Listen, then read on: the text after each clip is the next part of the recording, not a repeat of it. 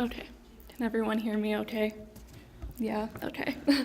I'm Sophia, and for my research project, I researched the rhetoric and language that's used when discussing white rape cases and Black victims of police brutality and the differences between them.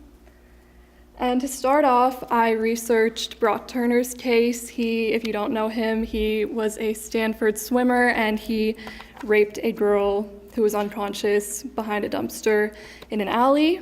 And when the media would talk about him, they would often talk about how he was so accomplished in swimming and he went to Stanford, and it was just basically always emphasizing his academic and athletic achievements.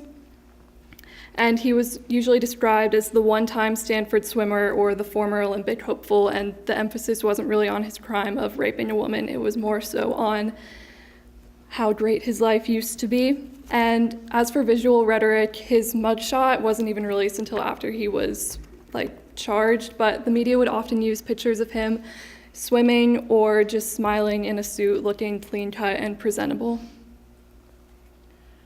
And to contrast that, I decided to research the coverage of the Michael Brown case, who was an unarmed Black teenager who was shot and killed by police officer Darren Wilson, and who went unindicted, but that's another thing.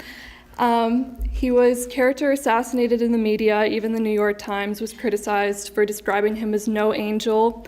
And while Brock Turner got to see his swimming pictures blown up everywhere, the media would often try and find any pictures that they could of Michael Brown to vilify him or paint him as a criminal or a thug.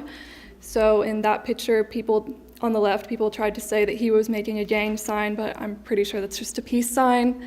And they would just find any pictures that they could to try and fit the representation that they wanted him to be. And these two pictures are just used to compare. Like I said, Brock Turner's mugshot wasn't actually released until afterwards, but that's one of his pictures from court, and then that's Michael Brown's graduation picture on the right.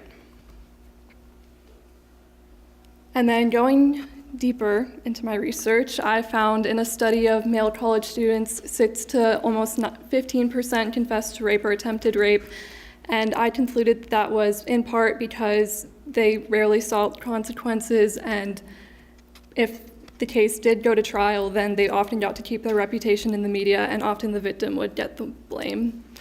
And then Color of Change, which is an organization that's dedicated to stopping injustice of any kind, reported on a study that showed Black families are frequently shown as sources of instability in the media, and the association between crime and Black families is significantly represented. And these associations can have long-standing, what's the word I'm looking for?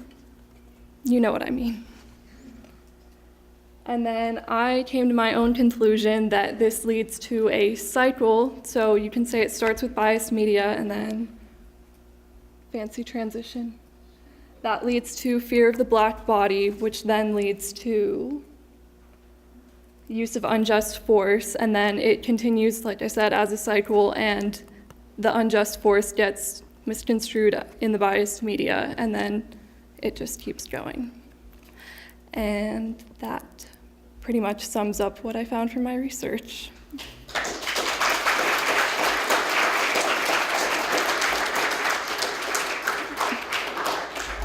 So if anyone has any questions, I'll try my best to answer.